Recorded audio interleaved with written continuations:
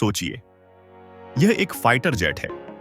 अगर आप इसके आगे वाले हिस्से को हटाएं तो अंदर दिखाई देता है यही खास सिस्टम जिसे फेज्ड एरे रडार कहा जाता है। इसका सिद्धांत सुनने में जटिल लगता है, लेकिन असल में बहुत सरल है।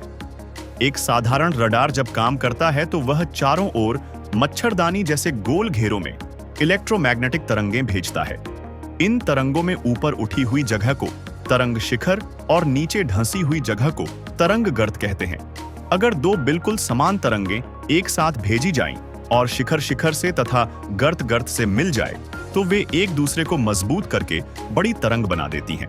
लेकिन अगर शिखर और गर्त आमने सामने आ जाए तो दोनों एक दूसरे को खत्म कर देती हैं और तरंग कमजोर हो जाती है।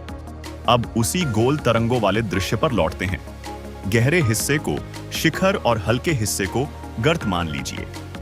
चारों ओर तरंगें तो हैं, लेकिन उनकी ताकत इतनी नहीं कि F-22 जैसे स्टेल्थ विमान को पकड़ सकें। तो समाधान क्या है? आप एक और रडार जोड़ देते हैं। अब किनारों पर तरंगें एक दूसरे को काट देती हैं, लेकिन बीच में शिखर शिखर से मिलकर एक मजबूत क्षेत्र बना लेते हैं।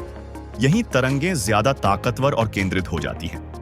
अगर आप तीसरा और चौथा रडार जोड़ते जाएं, तो तरंगें और ज्यादा सिमटकर और ताकतवर होती जाती हैं। अब सवाल आता है, इन्हें अलग अलग दिशाओं में कैसे घुमाएं? बस रडार के फेज यानी समय को थोड़ा सा बदल दीजिए। ऐसा करते ही तरंगें दाईं, बाईं या आगे की दिशा में मुड़ जाती हैं और फिर भी केंद्रित रहती हैं। जब आप दर्जनों छोटे रडार एलिमेंट्स को एक साथ सटीक क्रम में लगा देते हैं तो जन्म लेता है फेज्ड एरे रडार। अब बताइए, इतनी चालाक टेक्नोलॉजी के बारे में आपने पहले सोचा था? कमेंट में बताइए और ऐसे ही दिमाग घुमा देने वाले विज्ञान के लिए फॉलो जरूर कीजिए।